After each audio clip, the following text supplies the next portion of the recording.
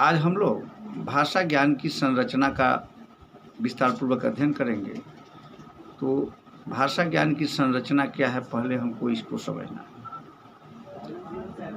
भाषा को तो हम बहुत बार तोड़ मरोड़ करके जान सकते हैं, जान रहे हैं, लेकिन ज्ञान की संरचना यह है कि भाषा और ज्ञान अलग अलग नहीं है, बहुत ही घनिष्ठ है। सुनने में तो आपको लगती है कि दो चीज़ है, भाषा अलग है और ज्ञान अलग है, लेकिन जब भिन्न भिन्न वस्तुओं को आप जब उसको देखते हैं तो आपके अंदर जो यह प्रभाव, यह भावना को पूर्णतः दूसरी प्रकार से झलकने लगती है, जिसमें भाषा ज्ञान की संरचना को हम सभ्यता संस्कृति के विकास और धरोहर के रूप में सहेजने के लिए भाषा का सहारा लिया जाता है। हम भाषा ज्ञान की संरचना को अपने स्तर से समझने के लिए बुद्धि, विचार, चिंतन तथा अन्य भावों के प्रतिभूत क्षमताओं को आधार बनाकर भाषा ज्ञान की संरचना को प्रकट करने की कोशिश करते हैं, प्रकट करते हैं। भाषा ज्ञान की संरचना हम अपने ज्ञान को प्रखर बनाने के लिए, अपनी बुद्धि को प्रखर बनाने के लिए, ज्ञान यानी विद्या, ज्ञान यानी बुद्धि। ज्ञान का शाब्दिक अर्थ क्या होता है कि किसी प्रकार का कोई विद्या हो, और विद्या और बुद्धि भी एक दूसरे का पूरक है। विद्या और बुद्धि दोनों थोड़ा अलग है। पहले हम यह समझें कि ज्ञान का जो स्वरूप है विद्या और बुद्धि दोनों है, लेकिन विद्या अलग है और बुद्धि अलग है। इसको तो आप लोग समझ रहे हैं कि विद्या अलग और बुद्धि अलग है। नहीं समझ रहे हैं तो आप समझ लीजिए। विद्या का मतलब हुआ, हम उसको उर्दू में कहते हैं हुनर। तो किसी भी स्किल को आप अगर जो सीखते हो वह आपका विद्या होता है। जो कौशलता आप में आ जाती है, अब छोटे छोटे विषय वस्तु को आप समझते हुए किसी चीज़ को बनाना, किसी चीज़ का निर्माण करना, किसी चीज़ के बारे में जानना, वह विद्या का अंश है। सुई बनाने से लेकर के हवाई जहाज़ बनाने तक की प्रक्रिया होती है, उसमें बहुत कम पढ़े लिखे लोग पूरे बस ट्रक को खोल करके बना लेते हैं, और बहुत पढ़े लिखे जो हैं उनको थोड़ा थोड़ा बात जो है उनको साइकिल और मोटरसाइकिल खोल करके बनाने के लिए कहा जाए तो नहीं बना सकता है। क्यों? क्योंकि उसके पास उसकी ज्ञान नहीं है जो वह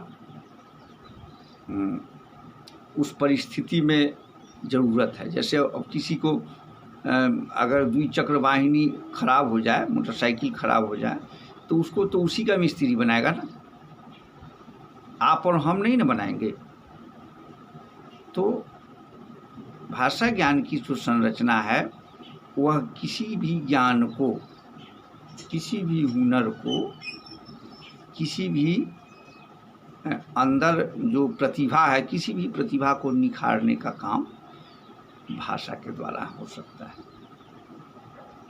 अब भाषा और ज्ञान का निर्माण, भाषा और ज्ञान की संरचना जब हम समझेंगे, उसके बारे में हम अध्ययन करेंगे, उसके बारे में हम अपने अंदर, अपने मन मस्तिष्क में उसकी विभिन्न प्रतिभूतियों को समझने की कोशिश करेंगे तो हमें यह स्पष्ट रूप से लगेगा भी कि हम इस रचनावाद दुनिया में भाषा के द्वारा हम ज्ञान को सीखते हैं। भाषा ज्ञान की संरचना मतलब है कि किसी भी बात को सीखने के लिए हमें भाषा की आवश्यकता होती है। लेकिन जब हम भाषा ज्ञान को दूसरे रूप में समझने की कोशिश करें तो हम यह समझते हैं कि उन ज्ञान, उन विधाओं को हम अनुभव करते हुए, हम बार बार प्रयोग करते हुए सीखते हैं। तो हमारी भाषा का तो सहयोग होता ही है। उन विषय वस्तु को हम जब सीखते हैं, हम जब समझते हैं, तो हमारे सीखने और समझने की जो प्रक्रिया है वह ज्ञान की संरचना को, ज्ञान के विशेषताओं को आगे बढ़ाता है। यस सर या जी सर कुछ भी बोलते रहना ताकि हमें लगे कि तुम लोग सुन रहे हो। आप यह भी समझ लो, क्योंकि जब हम भाषा का विस्तार, भाषा की प्रतिभूति, चाहे अनुभव युक्त परिवेश के निर्माण को हम भाषागत स्थिति में परिवर्तनात्मक व्यवहार का सफल मूल्यांकन करते हुए हम सुनियोजित तरीकों से ज्ञान की संरचना का अध्ययन अध्यापन करते हुए उसके गुण एवं उसके द्वारा विभिन्न लाभ को हम स्पष्ट कर सकते हैं। अब ज्ञान से क्या लाभ है यह तो किसी को भी अगर पूछेगा, किसी से भी पूछा जाए तो वह यह नहीं कहेगा जैसे हानि है। यानी ज्ञान अगर हो गई तो लाभ ही लाभ है, लेकिन हाँ उस ज्ञान का सदुपयोग हो, अच्छा उपयोग हो। हम जब आपको किसी बालक से होकर शैशवावस्था, बाल्यावस्था तक विकसित होते देखकर हम उसके अधिगम क्षमता पर आश्चर्यचकित होते हैं और उसके अपने आसपास विस्तारित होते हुए वातावरण को जो वह सीखता है, वह शुरुआती वर्ष उसके भाषा सीखने का आधार शारीरिक निपुणता और सामाजिक समझ बालकों में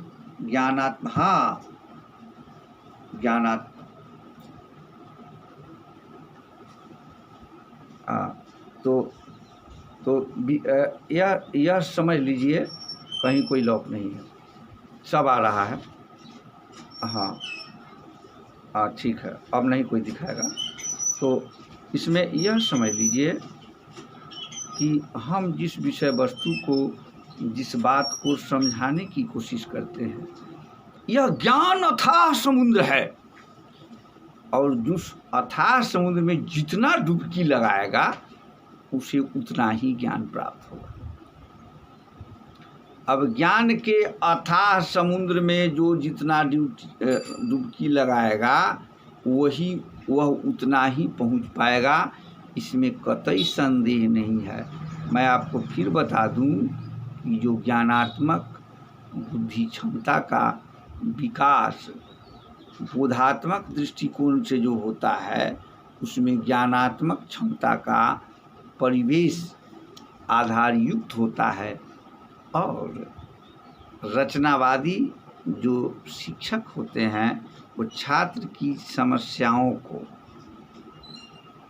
भाषा के द्वारा निपटारा करते हैं और उसे ज्ञानात्मक बुद्धि विलक्षणताओं को बढ़ाकर उसे उन सभी तथ्यों से अवगत कराते हैं, सभी जानकारियों से अवगत कराते हैं, जो तथ्य और जो जानकारी उन विषय वस्तु को, उन ज्ञानात्मक प्रतिभाओं को, प्रतिभूतियों को प्रखरता की ओर ले जाती है।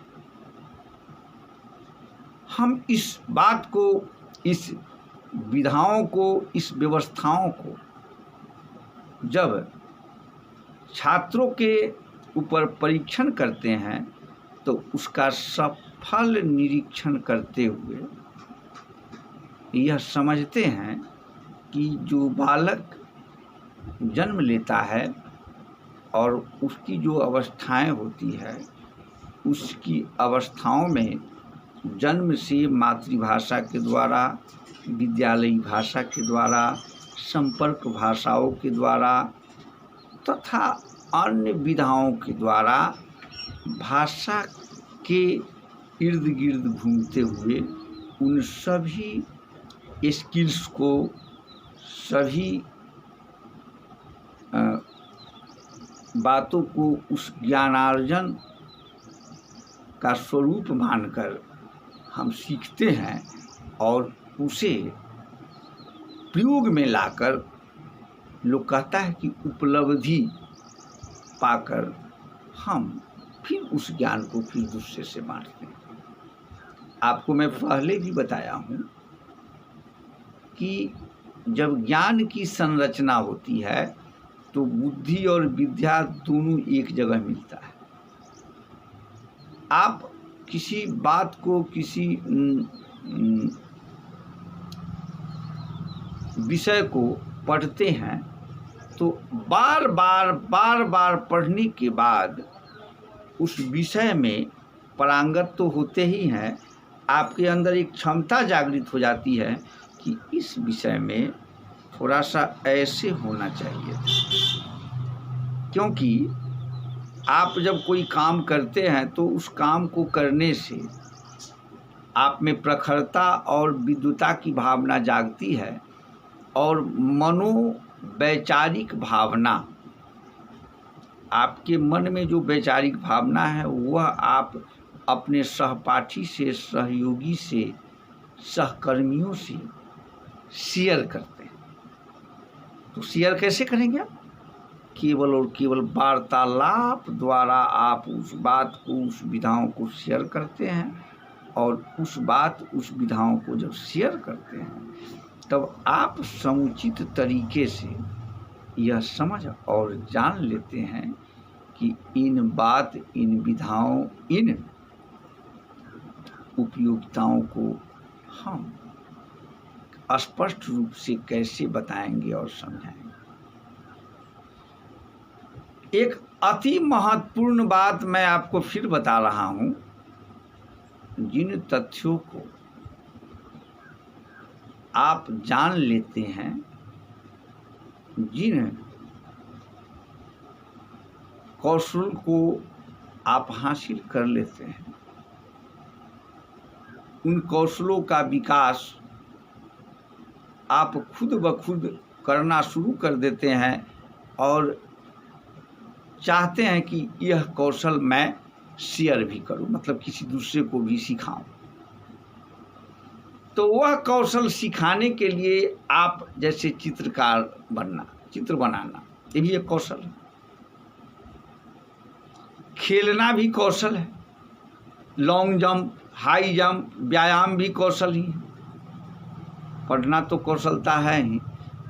एक आदमी कहा कि सोना भी कौशल है। हम कि नहीं, सोने की भावना मैं नहीं बताऊंगा, लेकिन कोई भी काम जो ज्ञान परक हो, उद्देश्य प्रभुक हो, प्रभाव परक हो, वह कौशल होता है।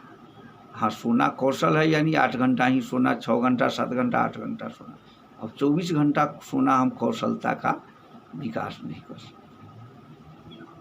यहाँ आपको मैं भाषा ज्ञान के उन तथ्यों के बारे में, उन संरचना के बारे में फिर मैं आपको बताना चाहूँगा कि हम जिस चीज़ को सजगतापूर्वक सीखते हैं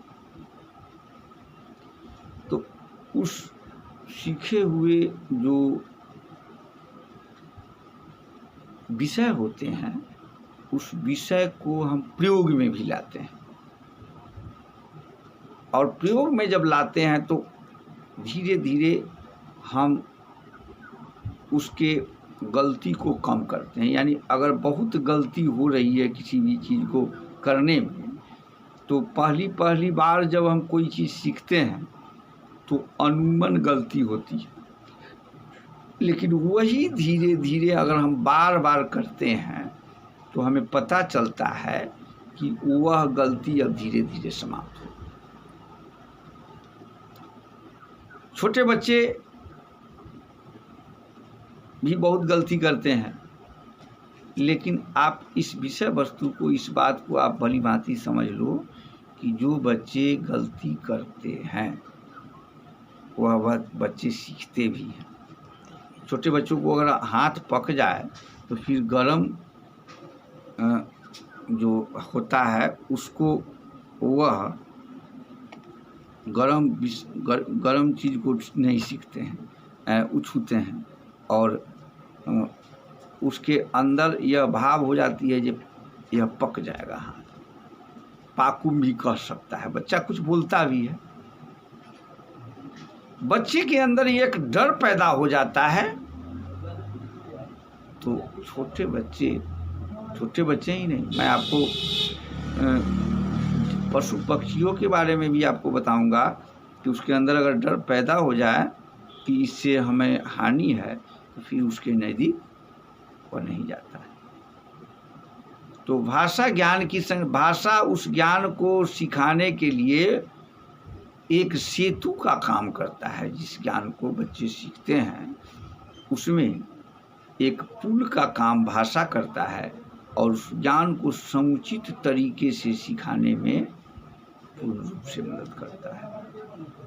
हम उस अध्ययन परक विषयों को आप लोगों को मैं फिर से बताना चाहूँगा कि जिन व्यवस्था को, जिन विधि को, जिन संकल्पनाओं को, जिन परिकल्पनाओं को आप सीखते हैं, उसको सीखने के लिए केवल और केवल एक भाषा ही है जो उसे पूर्ण रूप से मदद करती है। उसके सहयोगी, उसके जितने भी प्रतिभूतियाँ हैं, उन सभी प्रतिभूतियों को समझने और जानने के लिए हम भाषा की उत्कृष्टता पर अत्यंत स्वच्छंद पूर्वक ध्यान देना चाहिए, और स्वच्छंद पूर्वक ध्यान देते हैं और बताते हैं, समझाते हैं, ताकि हम यह सब कुछ समझा और बता सके कि भाषा ज्ञान का निर्माण, भाषा ज्ञान की संरचना किसी भी स्थिति, किसी भी परिस्थिति, किसी भी प्रकार से हम प्रभाव युक्त बना सकते हैं, और उसके द्वारा बच्चों में जो ज्ञान की क्षमता का जो विकास है उसको हम केवल और केवल भाषा के द्वारा ही कर सकते हैं।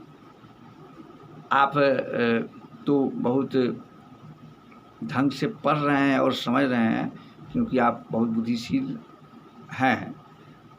किसी बच्चों को जब शाबाशी आप देते हैं, वह भाषा ही होती है जिससे उसके अंदर बल पैदा होता है, और फिर नया कार्य करने के लिए वह उत्कृष्ट हो जाता है।